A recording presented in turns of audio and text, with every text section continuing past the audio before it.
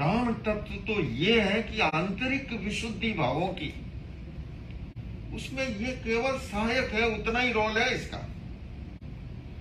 ये ही संपूर्ण है, यहां आके कठिनाई। उपवास नहीं खाना उपवास नहीं है, केवल द्रव्य उपवास है। पर ऐसे कितने लोग हैं कि नहीं, ऐसा लगता ही नहीं है, उपवास किया नहीं खाया तो अपने आप ही पूरा उपवास हो गया। अब भले ही गुस्सा आया तो आया, अहंकार आया तो आया, निंदा भी की, चुगली भी की, केकड़ा वृत्ति भी की, टांग खिंचाई भी की, दूसरे को गिराने का काम भी किया, लगता ही नहीं उपवास खंडित हुआ है हमारा। कहीं लगता है क्या किसी? नहीं लगता। नहीं खाया उपवास हो गया? नहीं, ये केवल द्रव्य उपवास है। हाँ, चूंकि आत्मा के निकट निवास करने में ये सहायक बनता है, इसलिए इसका बड़ा मूल्य है। हमारी इंद्रियां शांत रहती है, हमारी चित्त वृत्ति निर्मल बनी रहती है, इसलिए बहुत महत्व है इसका। हवा में उड़ाने जैसी बात नहीं है, पर यही पर पूर्णता नहीं है। पूर्णता है आत्मा के निकट निवास करना, इट मीन्स उपवास। जब हम आत्मा के नजदीक निवास करेंगे तो निश्चित रूप से हमारे क्रोध पर अंकुश होगा, मान पर अंकुश होगा, माया पर अंकुश होगा, लोभ पर होगा, और व्यवहारिक बातें कहूं तो हम निंदा विकता में नहीं जाएंगे, है ना, हम ईर्ष्या वृत्ति में नहीं जाएंगे, केकड़ा वृत्ति में, दूसरे की टांग खिंचाई में नहीं जाएंगे, हम आत्मा के निकट होंगे। जो ही आत्मा से दूर होंगे तब ये सारे खेल शुरू होते हैं। दूसरी परिभाषा में, मेडिटेशन की भाषा में करता हूं कि हमारी बॉडी के अंदर दो प्रकार के केंद्र हैं, एक नाभि से ऊपर के केंद्र, एक नाभि से नीचे के केंद्र।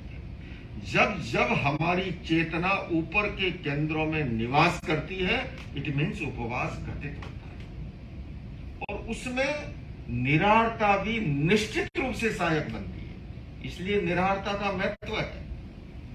ऐसा नहीं है कि निराहारता का महत्व नहीं है, उसका महत्व है, पर वही पूर्ण नहीं है, उससे आगे बढ़ना है। अनशन के बाद दूसरा तप जो है ना, यो देखें तो वो इतना कठिन लगता नहीं है, पर वो कठिन है, लेकिन बहुत महत्वपूर्ण है। आपको बताओ, मनोदरी तप जो है, नहीं खाने में तो मान लो त्याग कर लिया हो गया, लेकिन भोजन पे बैठ करके कंट्रोल रखना, वो अगर विल पावर मजबूत नहीं है और सामने फिर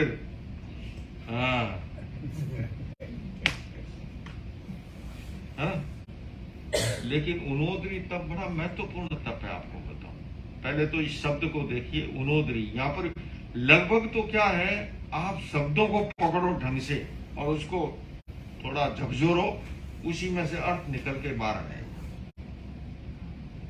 ऊन का मतलब है न्यून, कम। उदर का मतलब है पेट।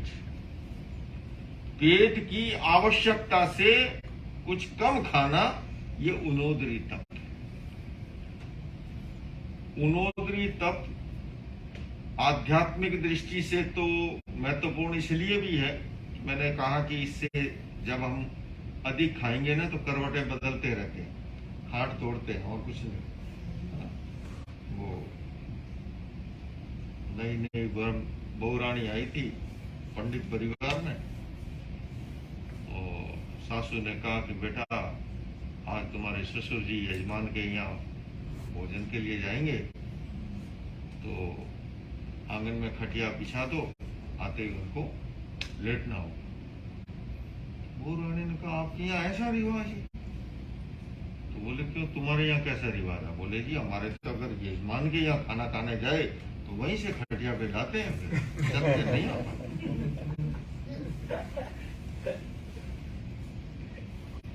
मुफ्त में अगर मिल जाए, है ना। उनोदरी तप बहुत महत्वपूर्ण तप है। दीर्घ आयुष्यता का अगर कोई रहस्य है, वो उनोदरी तप है।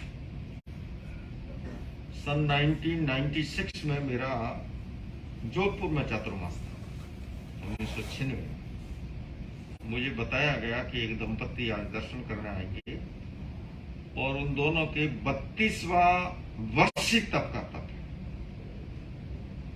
कितना 32 वर्षों से वो वर्षी तप कर रहे हैं। वर्षी तप का अर्थ पता है ना?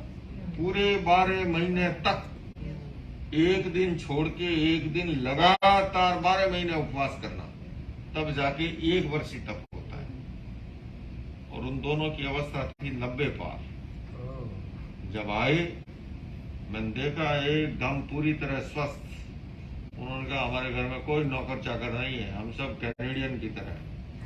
हाँ, यहाँ वो इंडिया वाला सिस्टम नहीं है, सब कुछ। और बोले हम दोनों ही अपने हाथों से सब कुछ, और पूरी तरह स्वस्थ हो। पर आपको बताऊं सच में, कल ही कहीं प्रश्न आया था शायद संथारे को लेके, अपन जब कोई, हाँ, तब मैंने वहां पर भी ये बात कही थी। एक प्रश्न आया कि कभी कभी संथारा बहुत लंबा चल जाता है, ये क्या है? मैंने कहा ये पूरा साइंस है और कुछ नहीं, ये विज्ञान है। संथारा लिया तो तब जाता है कि जब डॉक्टर वगैरह हाथ खड़े कर दे, अंतिम समय लगता है, लेता है। पर बंधुओं और बहनों, तपस्या अपने आप में इतनी बड़ी चिकित्सा पद्धति है। अगर 15 दिन में एक उपवास करे ना, तो जल्दी से डॉक्टर की जरूरत ना पड़े। अनेक महापुरुषों ने किए, महात्मा गांधी भी कहते थे कि 15 दिन में एक उपवास जो है, हमारी इस मशीन को भी जो है वो पूरा चार्ज होने का अवसर मिल जाता है ना, विश्राम भी मिलता है। तो मैंने कहा कि जो ही संथारा करते हैं, तपस्या शुरू करते ही अनेक छोटी मोटी बीमारियां भस्म होनी शुरू हो जाती है। पुराने जमाने में मैं अपनी बताऊं, हमारे बचपन में जब कभी जुकाम हो जाता या छोटा मोटा बुखार होता तो कहता लंघन कर लो, अगर बुखार हुआ है उपवास कर लो। क्यों माता जी? देखो ये सफेद बाल वाले सब वहां पर रहे हैं, पुरानी पीढ़ी जानते हैं। यही सिस्टम होता था कि नहीं होता? लंघन कर लो, उपवास कर लो, है ना? अब तो जुकाम होते ही शेरेटन दो, और वो है ना, सुबह डॉक्टर को दिखाया, शाम तक ठीक ना हो तो दवाई नहीं, डॉक्टर को ही बदल देते हैं, दूसरे को दिखा। धैर्य कहाँ है? धैर्य नहीं, उसी से और ठीक हो जाते हैं, साइंस है पूरा। तो मैंने कहा कि वो अंदर की बीमारियां भस्म होनी शुरू होती है, और वो 3-5 दिन के बाद तो यूं लगता है ठीक हो गया, और वो संथारा लंबा चल जाता है।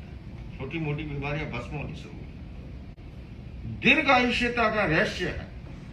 मैंने अपनी परंपरा में, मेरे दीक्षा गुरु आचार्य तुलसी, उनकी मातुश्री 97 ईयर्स तक जीवित रही।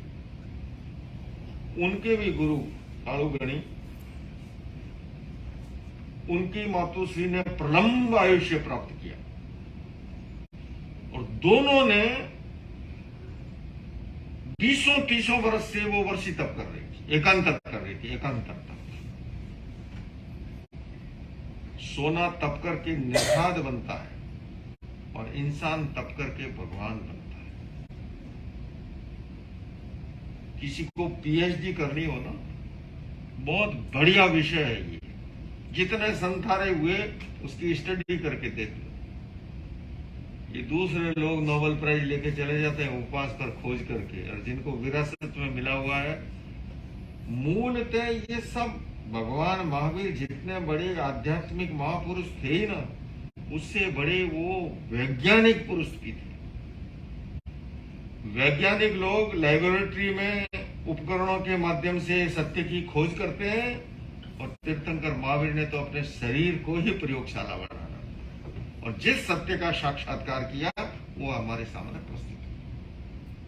इसलिए उन्होंने उनोदरी के तप का, दीक्षाचरी हमसे संबंधित ज्यादा है, रस परित्याग, विगय एक शब्द चलता है ना, ये दूध, दही, घी, मक्खन। पर यहाँ पर्यूषण में आकर के मैं एक बार एक लठ तो तपस्या वाला, एक दूसरे लठ की और बात करता हूं। हरियाली नहीं खा करके भी लगता है बहुत बड़ा तीर मार दिया। बस सासू माँ का फोन आया, बेटा क्या किया है? नहीं बोले मैंने 8 दिन का हरियाली का त्याग कर दिया। और उसे लगता है अरे हमारी बहू रानी तो बिल्कुल एकदम जो है फर्स्ट क्लास। अब आपको यहाँ आकर के मैं उसका समर्थक हूं, विरोधी नहीं हूं, आप गलत धारणा मत पाल देना। पर असंतुलन क्या हो रहा है वो बताता हूं, और प्रैक्टिकल बता रहा हूं, मेरी समझ में प्रैक्टिकल बता रहा हूं। आपने एक पाव पपीता खा लिया, या मान लीजिए एक गिलास मौसमी का जूस पी लिया, वो आपकी साधना में उतना बाधा खड़ी नहीं करेगा। लेकिन एक गिलास घी पी जाओ, एक कटोरी मक्खन खा जाओ, और आप समझो मैं ब्रह्मचर्य की साधना में निष्णात बन जाऊंगा। पर मजे की बात देखो, इसको लेके तो इतनी जागरूकता है। सब्जी में घी तेल कितना ही पड़ा हो, यहाँ तो खैर इतना यूज नहीं होता है, पर मैं तो जहाँ जन्मा हूं ना, राजस्थान में 3-3 अंगुल तलवारी चलती है ऊपर। हाँ, और ऊपर फिर मिर्चें, एकदम लाल बुंद। क्या कहें भिक्षा के लिए, अरे भाई मिर्चें हो नहीं महाराज, ये तो रंग है, ऐसे ही रंग डाल। जबकि आहार को ऋषि मुनियों ने, आप आगम ग्रंथों में कहीं देखोगे तो मूल ये जो स्थूल में अभी जो चल रहा है ना, वो चर्चा कहीं नहीं मिलेगी आपको। वहां चर्चा मिलती है तामसिका, राजसिका और सात्विका। तामसिक आहार, वो मांसाहार का निषेध क्यों है? केवल हिंसा हिंसा ये स्थूल बात है, इससे गहरी बात है। वो आहार हमारे भीतर तमस को पैदा करता है, उत्तेजना को पैदा करता है, आक्रामकता को पैदा करता है, हमारी चित्त वृत्ति को अशुद्ध बनाता है।